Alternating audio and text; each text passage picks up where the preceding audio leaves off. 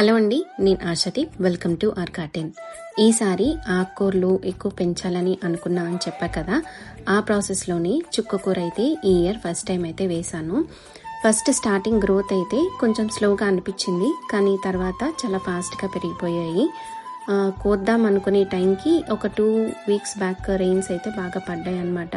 ఇంకా హార్వెస్ట్ చేయడానికి అయితే కుదరలేదు. హార్వెస్ట్ చేద్దామని చూసే టైంకి సీడ్స్ అయితే వచ్చేసాయి.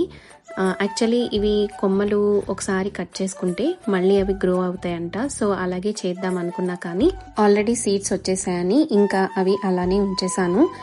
సీడ్స్ కూడా చాలా కాస్ట్లీ కదా కొనాలంటే. న్యాచురల్గా మనకి ఇంత చక్కగా సీడ్స్ వచ్చినప్పుడు ఎందుకు వాటిని పాడు చేయడం అని ఇంకా ఓన్లీ ఆకులు మాత్రమే కోసుకొని సీడ్స్తో అయితే అలా ఉంచేసాను.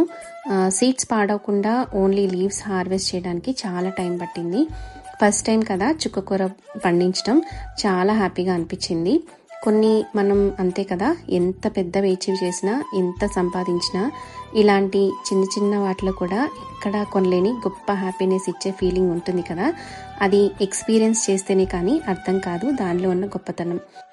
మన చేతులతో పండించి మనం హార్వెస్ట్ చేసుకున్నప్పుడు కూడా అలాంటి హ్యాపీనెస్సే ఉంటుంది కదా. మరి అలాంటి హ్యాపీనెస్ని మీరు కూడా ఎక్స్పీరియన్స్ చేయాలంటే గార్డెనింగ్ని స్టార్ట్ చేయండి. చుక్కకూర హార్వెస్ట్ చేసుకున్నాక మనకైతే ఇంత వచ్చిందనమాట. చాలా హ్యాపీ అనిపించింది. ఫస్ట్ టైం కదా చుక్కకూర పండించడం, దట్టు ఇట్లా ఆకులతో పాటు సీడ్స్ కూడా వచ్చాయి కదా, ఇంకా హ్యాపీగా ఉంది. ఈ వీడియో కనుక నచ్చితే లైక్ చేసి, షేర్ చేసి మీ ఫ్యామిలీస్ అండ్ ఫ్రెండ్స్కి ఫార్వర్డ్ చేయండి. మరిన్ని ఇంట్రెస్టింగ్ వీడియోస్ కోసం మా ఛానల్ని తప్పకుండా సబ్స్క్రైబ్ చేసుకోండి. Thank you for watching.